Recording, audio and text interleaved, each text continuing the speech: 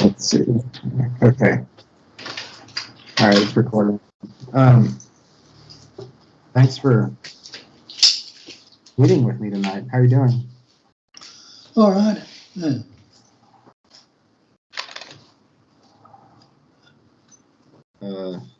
I wanted to give you some updates, like you said, and all my classes got canceled for tomorrow, so I thought this would be a good time.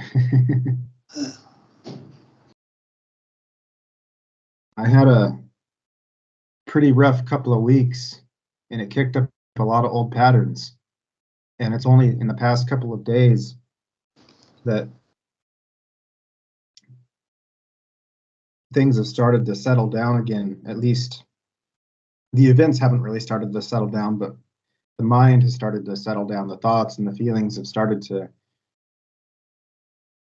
settle down to where I can look at them and be like, all right, that's just the old patterns. Those are just the old habits.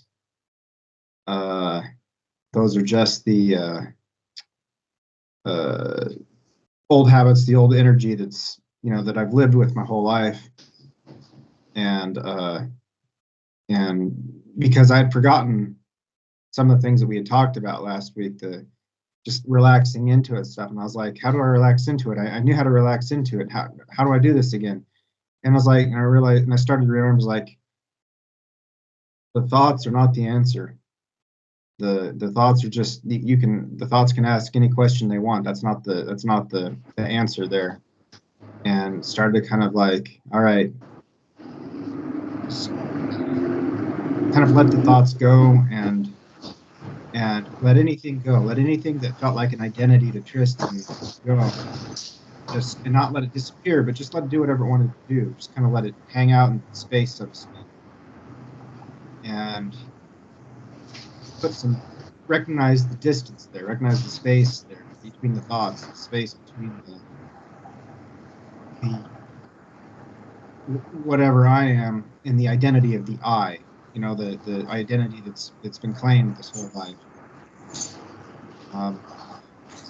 But it also, it surprised me too that when I went through this drama past couple of weeks, that it kicked up so much crap, and that how quick those old patterns came back, those old habits came back of ruminating and feeling doubt and feeling all these things. And I guess that the point of non-duality is to find out what you are. It's not to not have those feelings, but just not to recognize that you are not those feelings, or that there's no me there that has those feelings.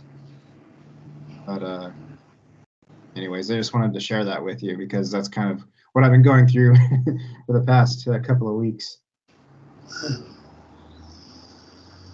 Yeah. Well, if you leave the thoughts as they are, detached from them. See, as soon as a story comes up, that's what it is. It's a story.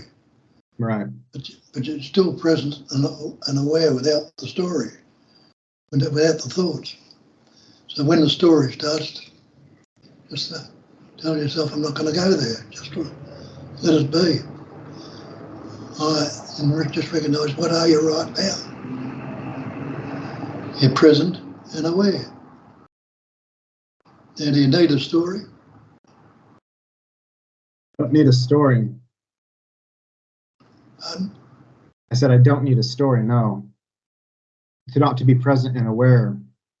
The story that tempts me, though, it's like a drug that you keep coming back to, is if I don't ruminate about this, if I don't think about it, then I'm not claiming responsibility and I'm not being the responsible person. Well, you don't know, just see what the response is. But when you react, there's a difference between reacting and responding. The response becomes just natural, but when you're reacting to it, you get the imagination and feelings and everything else, you're bringing that into it. The fear, the anger, the distress, the unhappiness, the guilt, all those things come about from reaction. Something comes up, you're just naturally responding to it. Well, it'll keep changing. Leave it as it is.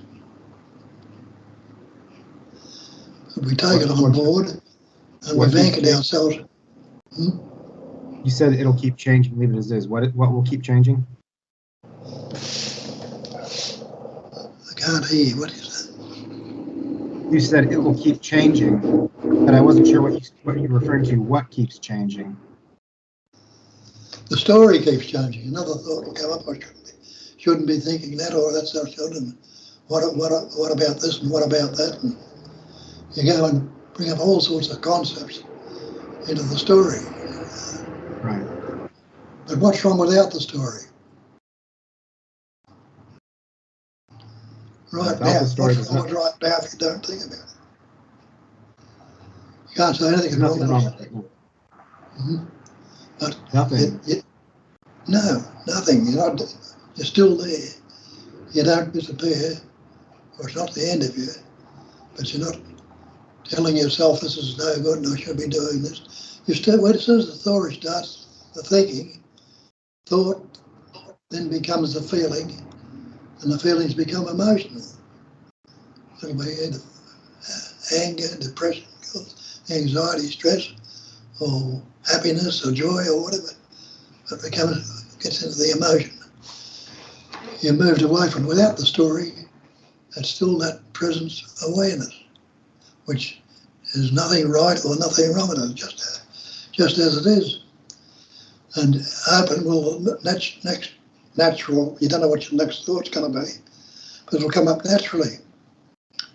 And see if the continuation of the story don't go there. It's not going to go there, and see what else comes up. And you realise the natural responses come about. But it's the end of the conceptual image you've got about yourself. We beat ourselves up with the words all the time. And the words are not the thing. Come back to that, what is wrong with right now if I don't think about it? Well, what do you realise from that? You realise without a thought, and this will be a thought coming up to translate. Without a thought, I can't say it's right, wrong, good or bad, or anything at all about it. And so you don't continue with the thought. Give it a try and see how it goes. So let me repeat back what you said and make sure I understood. I can't hear you. Can you speak up a bit?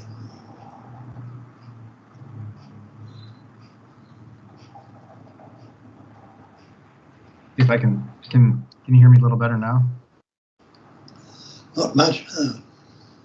Let's see what's going on here.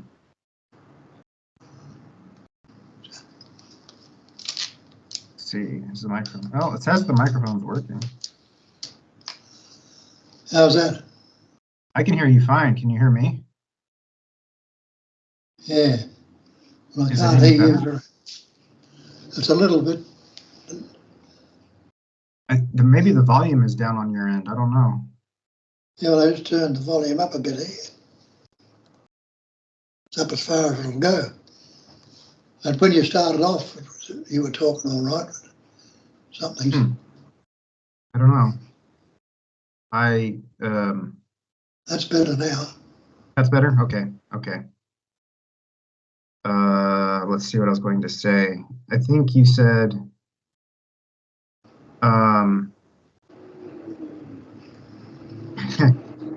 you said, if the story comes up,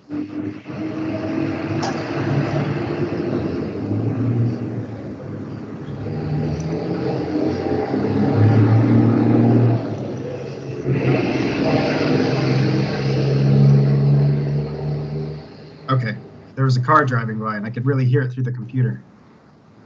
Yeah. You said, if a story, I think you said, if a story comes up, ask yourself, what is the story if there's no thought? What's wrong with right now if there's no thought? And then just don't follow the thought around. And then see what happens. Yeah.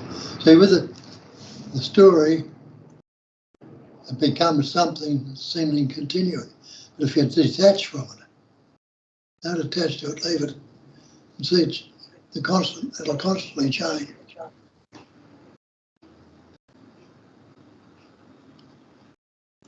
Okay. The story constantly changes? Yeah, well, it does.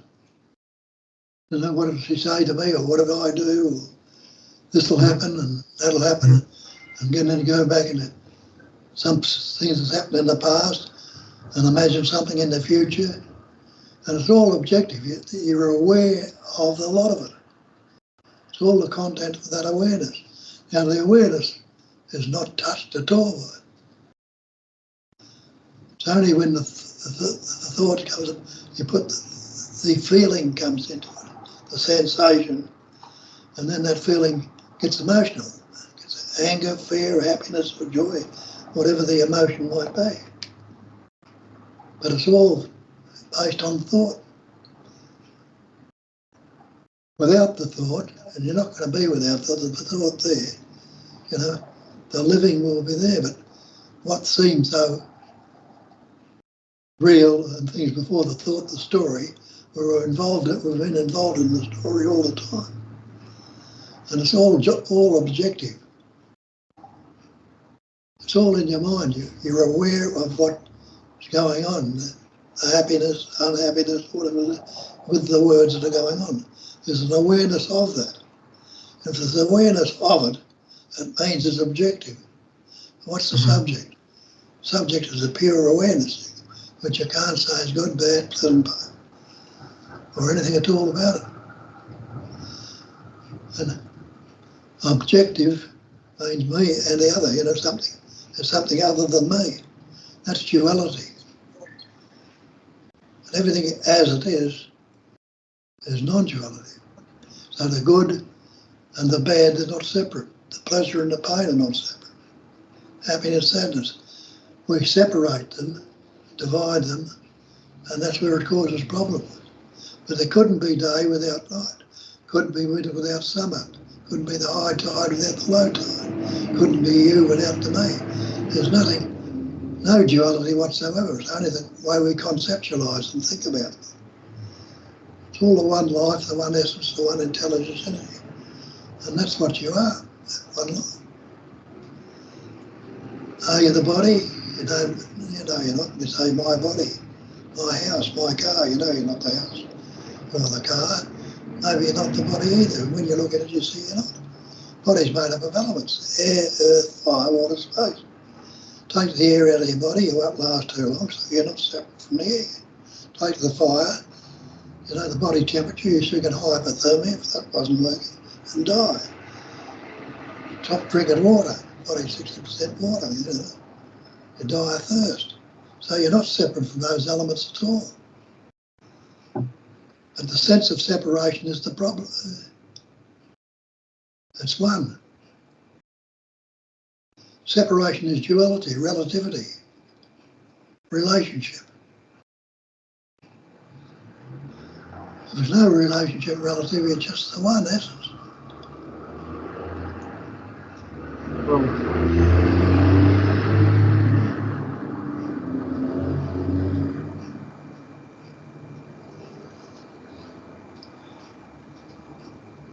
Yes.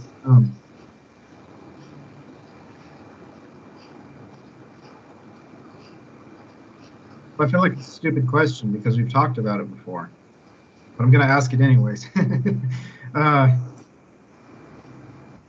The separation is the problem. When you feel like you're separated, but you're not separated. It feels contradictory when we talk about this, though. You're not the thoughts, you're not the body, and yet you're not that. But you also say you're not separated. So, what's the basic space of phenomena? You know, the great reality is the basic space of phenomena. Base, they're telling you there what the base of it is. Base is space. okay. And yet there's nothing you can postulate or think of that can be outside of space. Space is no thing. And everything is the content of space. You're a thing, I'm a thing. your friends, your relatives, all things, the trees, the flowers, everything is all the there's none of those things you can mention that are outside of space. There's nothing that's outside of space. Everything is the content of space. Space is no thing, not nothing. You say nothing, we think it's a vacuum void. But no thing means you've got no pattern, shape or form. And that's how it is. The pattern, shape and form is Maya. They tell you that. Nama Rupa. It's illusion. So that's when you say, that's why you mean you're not the body or the thought, because those things are part of space as well. But it's like saying that a wave is just a part of water. Well, it is, but it's also the ocean. It's still water. So Yeah. so the body and the thought, those are all part of space as well. So you are not separate from that, but you're not the idea of a body. You are not the idea of whatever. That's putting a label on something that's not really true. Well, yeah, you believe. We believe we are separate because when you learnt and parents called you Tristan, so that somebody asks you, you say, I am Tristan. But you're not. You are the absolute. Everything is absolute. But we divide it with the words. It tells you in the Bible, in the beginning was the Word was with God, the Word was God. All things were made by Him, by the Word, and there was nothing made that was made without the Word. So that's all words. God, Word, you, me, I, this, and all words, all concepts. What are you without the Word? What's wrong with right now if you don't think about it? Nothing aside from sometimes discomfort. Nothing is wrong except for sometimes it's uncomfortable. Yeah, it can seem uncomfortable, and if it's uncomfortable, are you going to persist in the Word? I don't persist in the word, but what I mean by discomfort is like in my life, there's often anxiety, and you don't have to persist in the word of anxiety, but the anxiety still doesn't go away. But what's making the anxiety? The story, which is all words. You're anxious about this, that, and other, what happened and what hasn't happened. It's a story. Detached from the story. It's all words. There's nothing either good or bad, but thinking makes it so. Shakespeare tells you that. And that's the way the mind functions. Words, good, bad, pleasant, painful, happy, sad. If there's no word, what is it? It's just as it is. Unaltered, unmodified, uncorrected.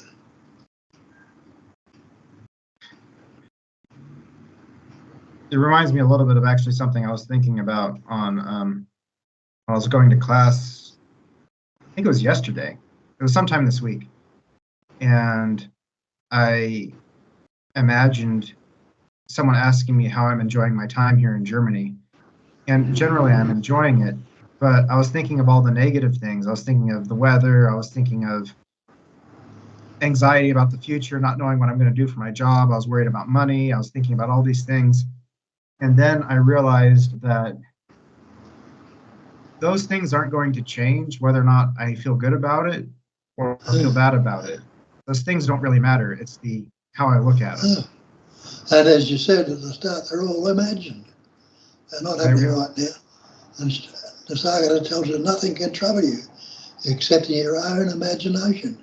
We image in, create mental or conceptual images, which are thoughts. Beat ourselves up with the word. Mm-hmm.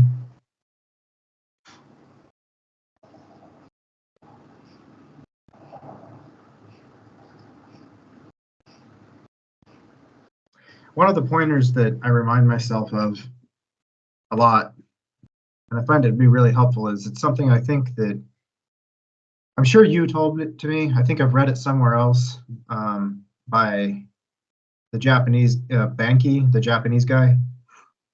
But anyway, the pointer is try to imagine what you were like before you were born, or who you were before you were born, something like that. Try to imagine yourself before you were born. And I think a lot about how this body's going to die. How this body's going to die, how the mind will shut off, all that stuff.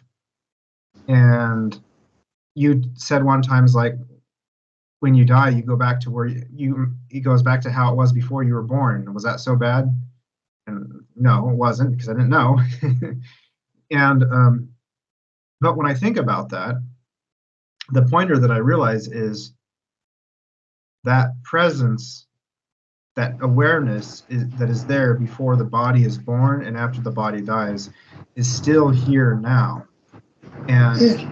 And everything that is recognized, all the thoughts, all the feelings, all the appearance, all the Maya that is recognized because that appearance is here in a body that is functioning. And or an appearance of a body that is functioning. And I reflect on I remind myself, I reflect on, or I guess you could say that the mind is doing its own reflection at this point, of that anything that I recognize, even if I say, hey, that's awareness, is not awareness. But it's awareness that is doing the recognizing. And and that, when I do that, there's this, and it's not, I know that it's not me doing it, but for the sake of language here, when I do that,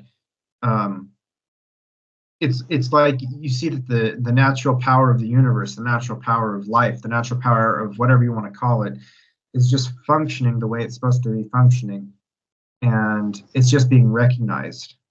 It's just being recognized by that awareness. Yeah.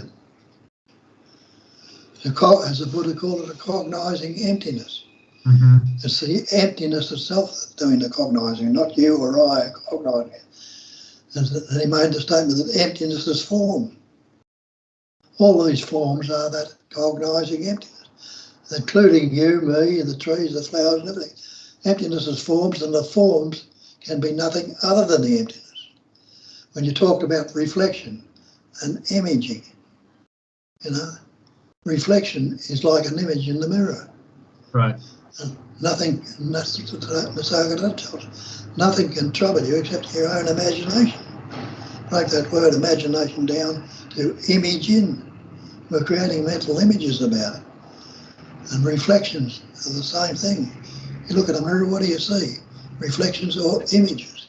Now you can't say they're not there, because they are. But go up and try and get an image or a reflection out of the mirror. You can't. So you can't say it is, you can't say it is not. And that's the same as this whole universe. It appears to be so. And when you're locked into the appearance and start a story about it, well, that story becomes emotional. Thought, feeling, and emotion. Keep the thought there long enough, it becomes a sensation or a feeling. Keep that feeling there long enough, and it'll go in either one of the options. It'll either be love or hate. You've read that Hensing Ming, haven't you? You should have a copy of it somewhere. The great way is not difficult.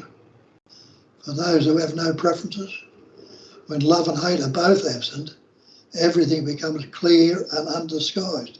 Make the smallest distinction, however, and heaven and earth are set infinitely apart. Yeah, I remember that line, and I remember thinking it was always such a complicated, anxiety-inducing line, because it's like everything is kept in this very precarious balance, and the minute you have a single preference, your whole world goes to hell. And I was like, well, Jesus, that's a tall order. How am I supposed to not have any preferences ever in the entire world? Elliot, what did you say? I said that I always thought that line in the Sing Sing Ming is was kind of a pretty scary line, because it said, as soon as you have a preference, then there I can't remember how it was worded, but as soon as you have a preference, the balance is out of whack, and then you're in heaven or you're in hell. And I thought, well, how am I supposed to go through life without having a single preference ever? Like, it's just, that says hold no opinions for or against anything. You can have the opinions, but don't cling to them. fixate them, make a story out of them. If it comes up and needs to be acted on, let the natural, spontaneous reaction come about it, but don't cling to them. And it says, when no discriminating thoughts arise, the whole mind ceases to be. So that whole habitual attaching to things, that ceases to be, and you're left with pure presence awareness. The thoughts will come up, but there won't be the conflict. Coming back to the pointer I was using earlier, I wanted to mention something about recognizing who you were before you were born and recognizing that that's the same presence that will be after you're dead. I think that's a very clear pointer, but I also think that if I would be lying if I said that I don't feel a sense of sadness when I think about how the presence awareness, which is here before I was born, will be here after I'm dead, how it's experiencing the world through this body, but once the body's dead, it won't experience anything. And I feel sad about that.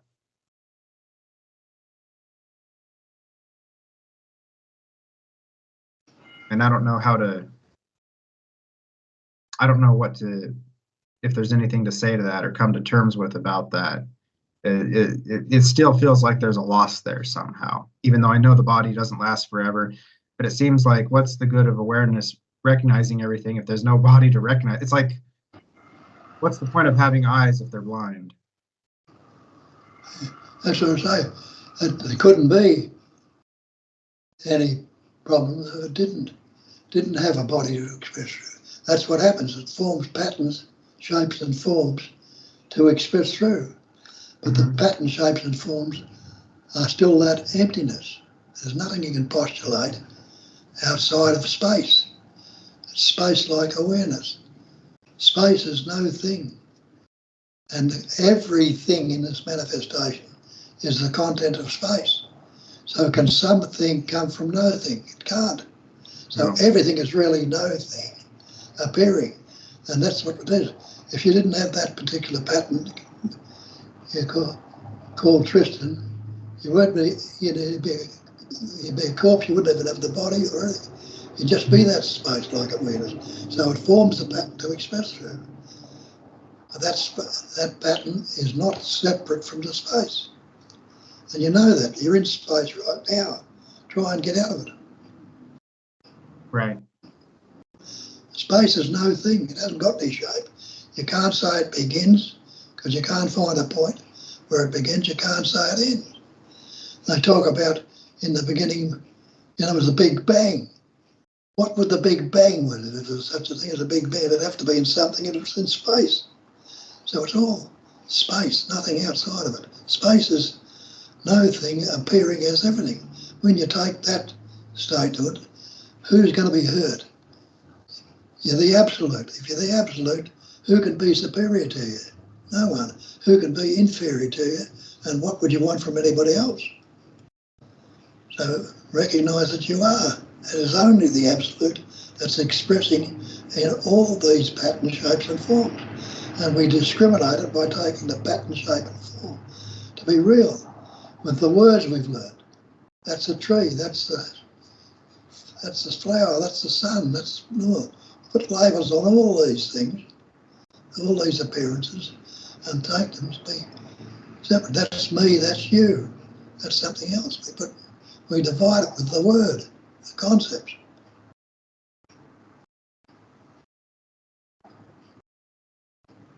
I guess I still feel that there'd be a sense of when I think about it, of course I'm thinking about it now, about a future event that hasn't happened, there's still a sense of a loss though at the thought of not being able to experience the world or perceive the world through the appearance of Tristan anymore, when Tristan's gone.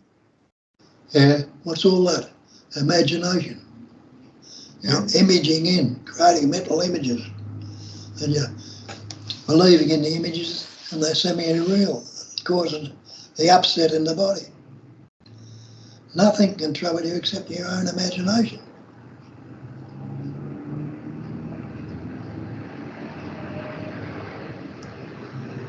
Try it out. Try and live without imagining anything, see what happens. Live without what? Hmm? Try to live without what? Without the imagining. Stop Oh. images. Stop creating mental images about everything. I have tried. It sucks. Huh? I have tried. I have tried living without the imagining, and it's hard. You can't really do it.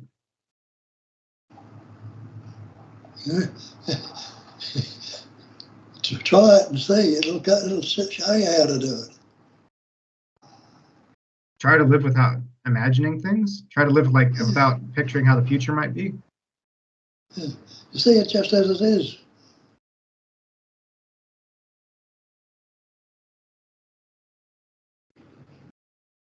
So like you don't. I mean, but you still have thoughts about future events. You still have imagination. You still have.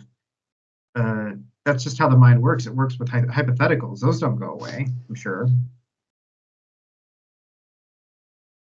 Which thought? The imagination, the mind works with hypotheticals and works with things that haven't happened yet or happened in the past. That's just the functioning of a mind. That doesn't go away, I'm sure.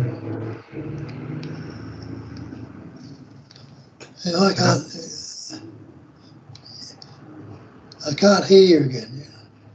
Okay.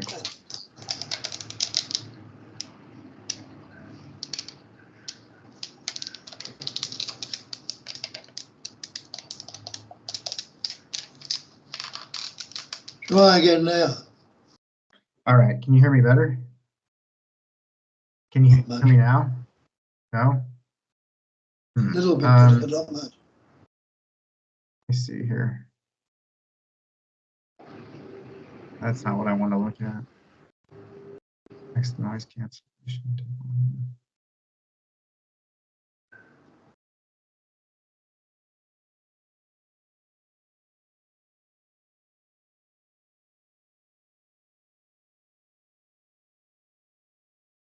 All right. Can you hear me any different? That's a bit better, yeah. All right. We'll try that. We'll see if that works. What I was saying is, you said try living without imagination, and if you try it, it'll show you that you see things just as they are. But my question there was, but surely your mind still has thoughts about the future or hypotheticals or Yes. anything, because that's what the mind does. So you can't. I don't see how a person can live without imagination if their mind is still functioning. Yeah. If it comes up, you detach from it, don't. Because if you keep it there, you're adding to the story out of it. If it comes up and see it and detach from it, let it be, see what, as Nisargadatta tells us, realise you're dreaming a dream you call the world and stop looking for ways out. The dream is not your concern. Your concern is you love one part of it and not the other. He says, love all of it or none of it, and the rest will be done for you. And that's true. That life itself carries it out. All you've got to do is see, once you've seen the dream as a dream, you've done all you can. So the thoughts, feelings, emotions coming up, see them what they are. They're not the actuality, they're not the real. And whatever it is, it'll be a thought, a feeling, or emotion, or an activity. It'll appear as that. But you're not attaching to it, making a story out of it. Utilise it instead of letting it use you. When it uses you and tells you, oh, I'm not good enough, or this is bad, I'll have to change or alter or modify this. It's got you, but leave it function. Like the earth is rolling around the sun right now. Who's doing it? It's just natural functioning happening. Now, it says in that Heng Ming, make the smallest distinction, however, and heaven and earth are set infinitely apart. Well, that's impossible, because what we call the heavens is the sky. We look up into the heavens, and the earth's rolling around the sky all the time.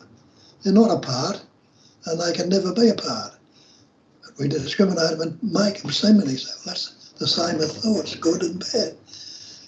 Shakespeare tells us nothing either good or bad, but thinking makes it so. Good, bad, pleasant, painful, happy, sad, loving, hating. That's how we're thinking all the time, in the pairs of opposites.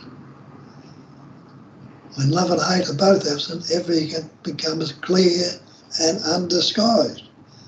Make the smallest distinction, however, and heaven and earth are set infinitely apart. Mm-hmm. If you wish to know the truth, hold no opinions for or against anything. Just leave it as it is, instead of opinionating, causing it to, and it will change what is necessary. And if it's seemingly bad, well, that's how it'll be. But you won't be locked into it, you know. And you'll see it as it is, and it moves on. But when you say, oh, it's bad, and you get a story about it, oh, I shouldn't do this, and I've got to do blah, blah, blah, you're keeping it there. While you're keeping it there, it's going to bug you, continue there. But detach from it. That's what they say, detachment. Leave it as it is, unaltered, unmodified, uncorrected.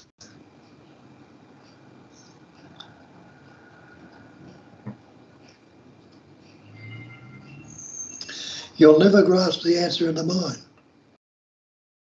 Yeah, I need to be reminded of that over and over, but I do recognize that because when, for whatever reason, things were clearer or apparently clearer, it was clear that the answer wasn't in the mind. The mind was just trying to grab onto a thought in the mind was like trying to grab onto a cloud, trying to hold onto a cloud and you just can't, or trying to grab onto a piece of blue sky. You can't really grab onto a piece of blue sky. It looks blue, like you've said before. Take a bucket and get blue out of the ocean or something like that. It looks blue, but you can't really grab it. Yeah. Well, the same with thoughts, you see that.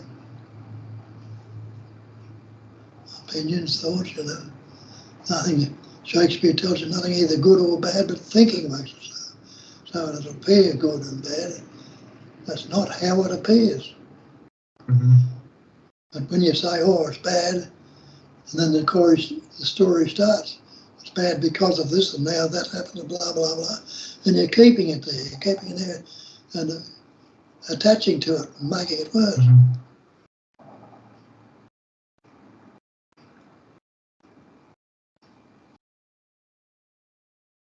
Mm.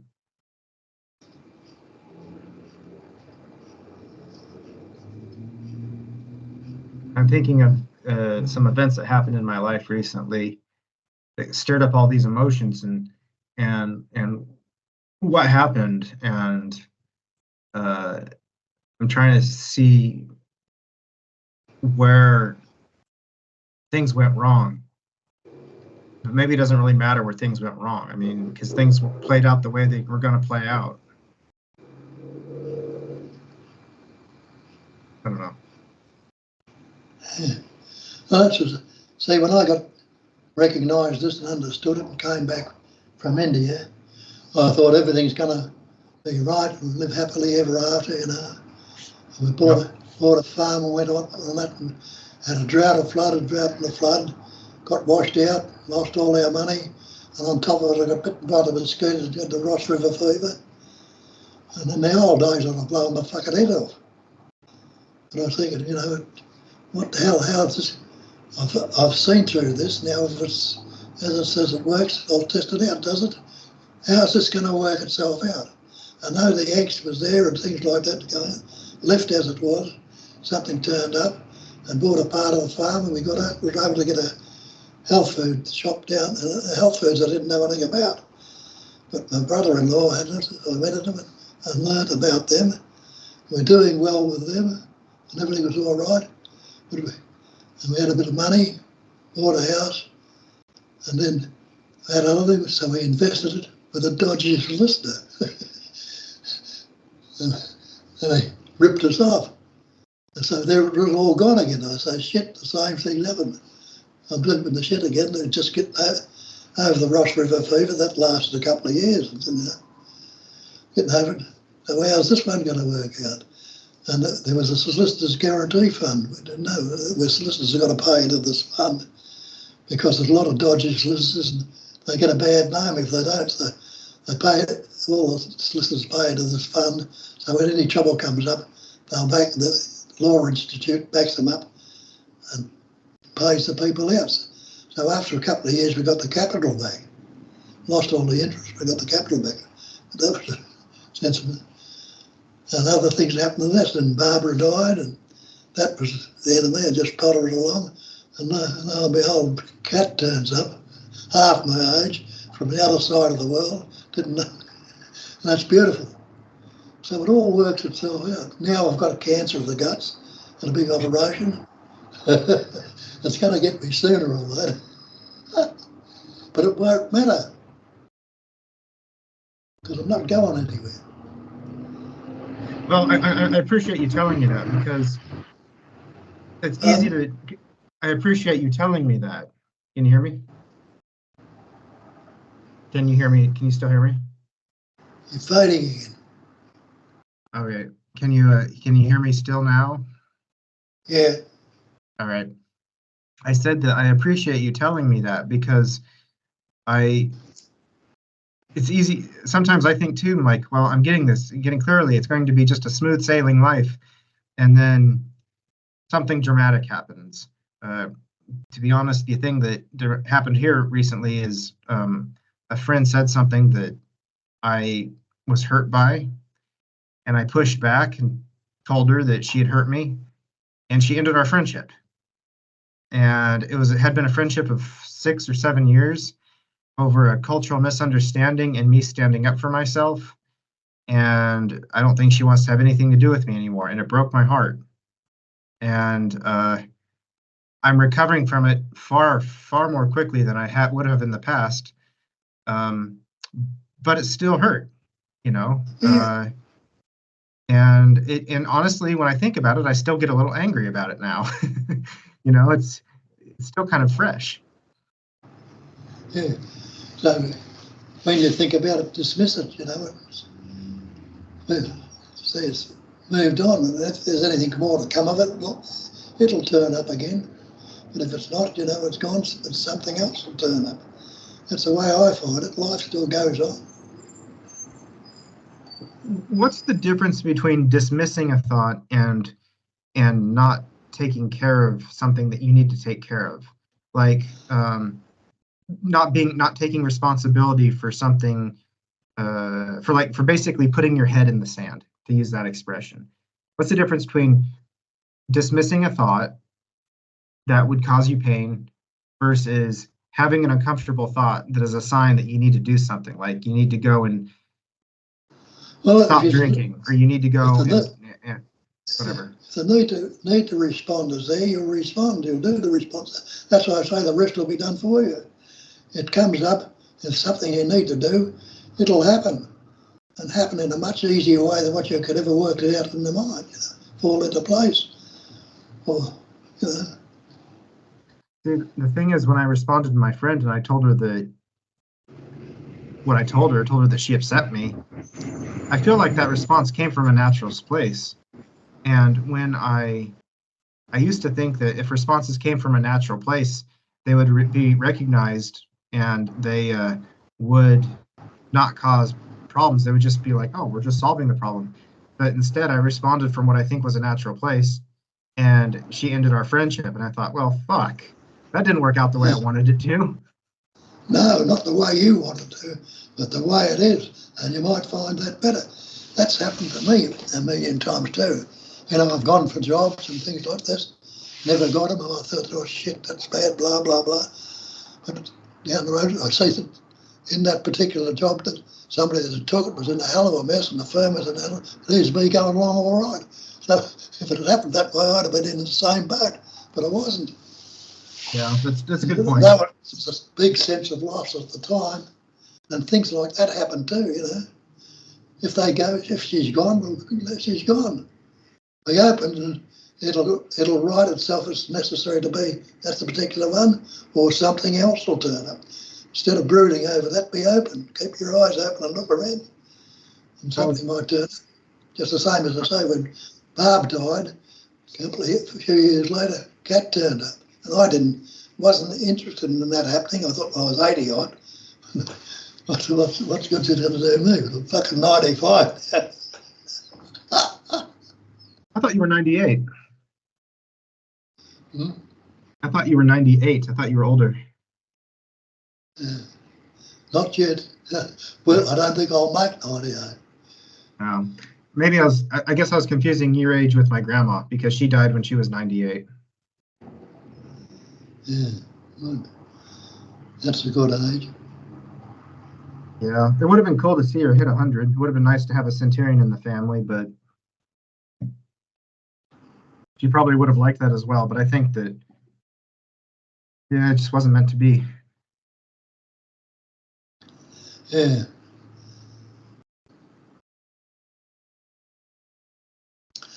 Yes, that's right. I thought I'd like to live to 100, but if I lived to 100, who would know? Who would care? I wouldn't be. I wouldn't be live long after that, and so No. what does it matter? Where am I going? I can only go back into space again because everything disappears back into the space.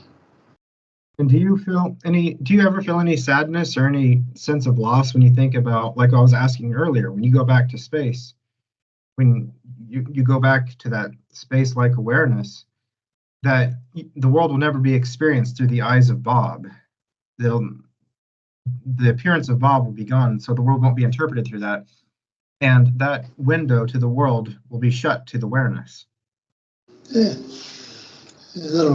that awareness will still be there, but awareness is, it's a life essence itself, and that life is expressing as everything. So it's still there in all these other expressions, but it have nothing to do with this particular life or pattern.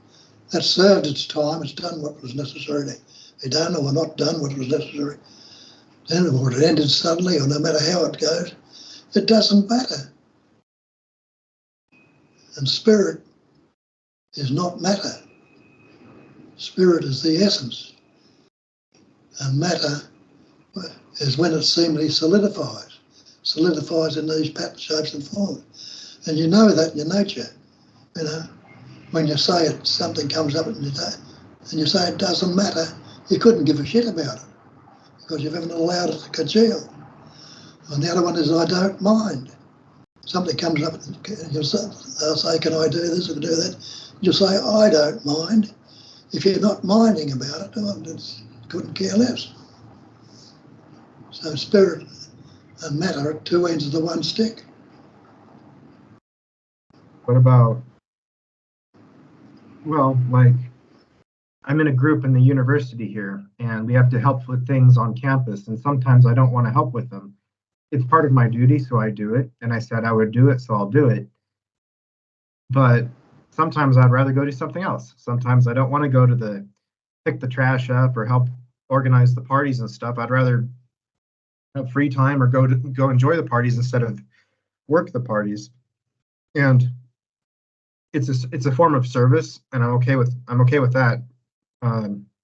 But it's hard to, at least for me, it feels hard to not have those preferences, even if you say you don't hold on to them. It's hard to not feel those preferences and not get caught in that web of being like, oh, I don't want to do this. Yeah. Well, sometimes you've got to do what you don't want to do. That's true. And yeah, you're right. That works out all right too, And as I say, that's the way it happened. And you might be surprised that might lead you into something else. Mm-hmm. Yeah. I don't know what my next thought's going to be. I don't know what the next activity's going to be. I didn't expect this cancer to happen. I got this bloody bag on now. Got to change that every now and again. It fills up and all the rest of it. And if I didn't have cat, wasn't married, I wouldn't be able to do any of it. So it's amazing how that's fallen into place, the functioning, being looked after. Mm-hmm.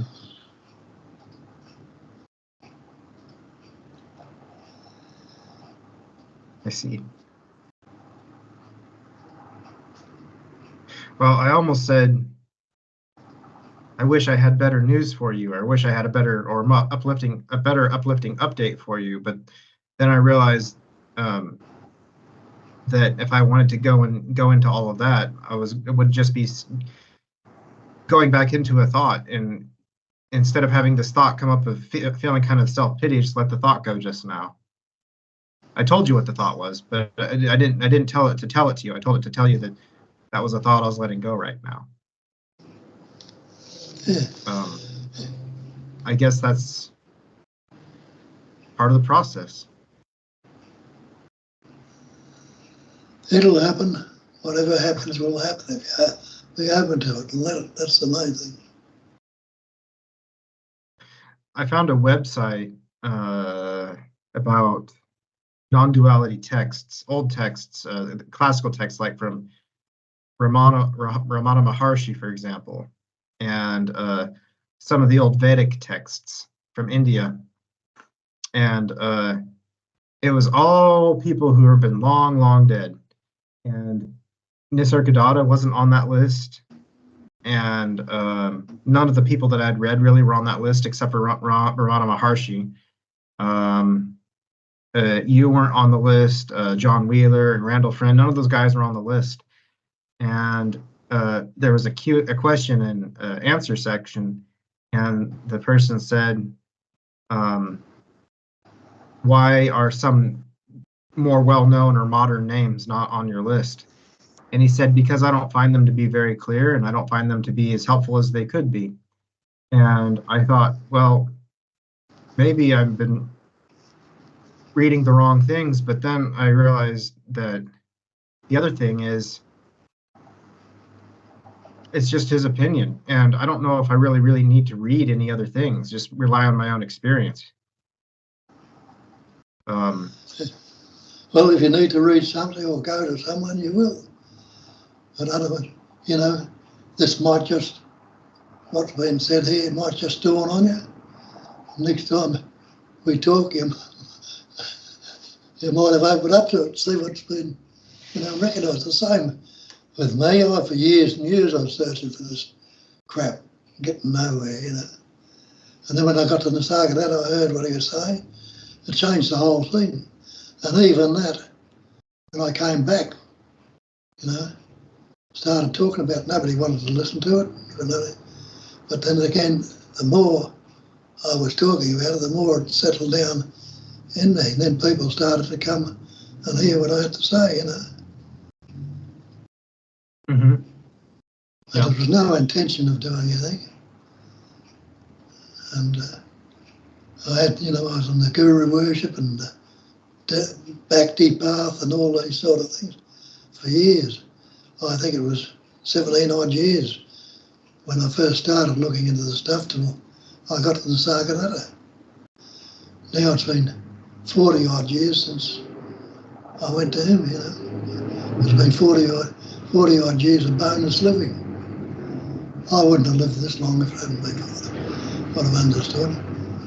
And it hasn't been, as I say, it hasn't been an easy ride either, with the farm and the houses and the money and all the rest of it, and the sicknesses that have gone on and on.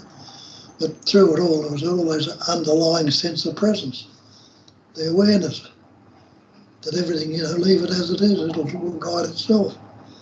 And instead of getting into the concepts and trying to make it work the way I think, leave it, work it out, and it does.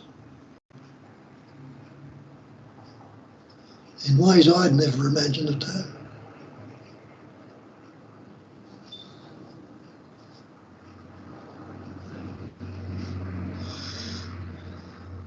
Yeah. Well, I can't think of anything else to say, and I know that you have your nurse coming up in a few minutes here. So I don't want you to, I think she said she'd be coming in about 5 minutes or so. Coming what? Kat said your nurse would be there in about 5 minutes from now. Yeah. All right. Oh, the nurse, yeah, she's coming along, yeah. But she might be late, she might be early, who knows? I see. All right.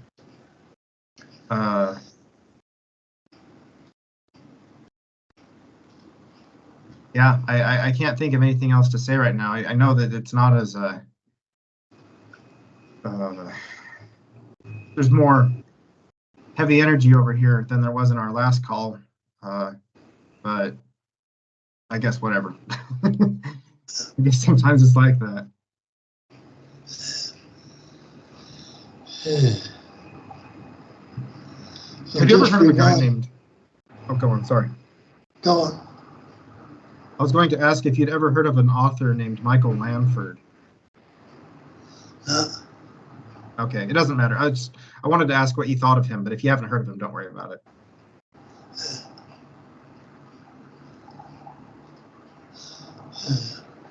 Thing is, if you resonate with them, it might be the one for you to hear, Mm-hmm.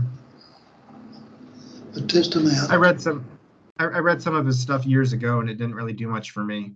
I thought about going back and reading it again, but uh, I don't know. The point is I'm not really that interested in reading texts right now. I feel like self-inquiry and what I've been doing should be enough.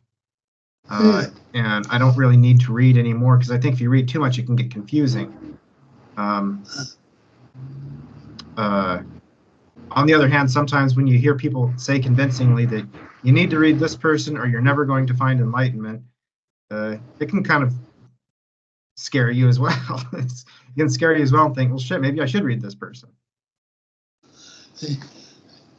You got that, I talk about the inner voice, intuition, Yeah. the inner teacher. Realise that there, that awareness. So give yourself a little wink and a little smile and say, I know you're there, you take over and relax into it.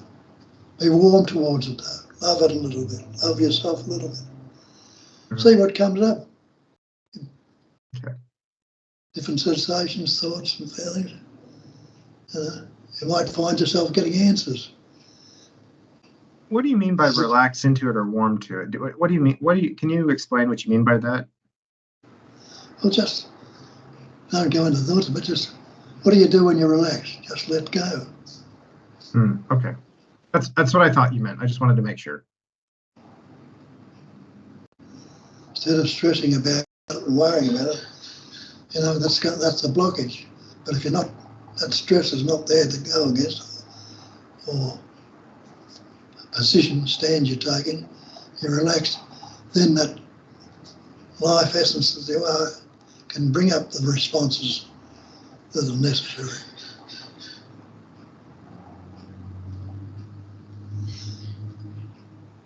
It tells you in the scriptures, thou shalt hear a voice behind you saying, this is the way, walk ye in it, whether you turn to the left or turn to the right. So it's guiding you. The voice behind you is what they call the still small voice, the intuition, the inner teacher. It's a thought comes up, Mm-hmm. My problem with there is I've never really either trusted my intuition or I never felt. That's not true. I have trusted it sometimes, but sometimes I don't feel like it's very clear. I can't tell what my intuition is saying. Well, don't claim it as your intuition. It's you, it's the belief in you that is the problem, the separate entity. So to go back and recognise the absolute and ask yourself what can be added to absolute? Nothing at all. What can be taken away from? Nothing. And if I am the absolute, who's superior to me? No one. Who's inferior to you? No one. What would I want from anybody else? And then, like the Saga says, the rest will be done for you. That inner voice, that life that you are, is just guiding you whether you know it or not. It's breathing you, beating your heart, growing your anything else. That'll resonate with the thoughts that are necessary. Instead of trying to work it out in the mind, which we do and get to all sorts of conceptual trouble, it'll come up. As Shakespeare, as Einstein told you, he says it's energy. He says, I worked on this problem for days and nights, couldn't get the answer. One night I went to sleep and woke up next morning and there it was. Mm-hmm. It's come up and revealed itself. They say that the best thoughts happen in the three B's: bed, bath, and on the bus. It's usually when you're not thinking about it, you're just relaxing. Yeah.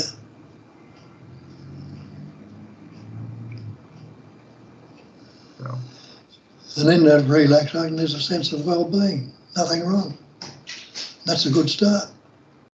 Yeah.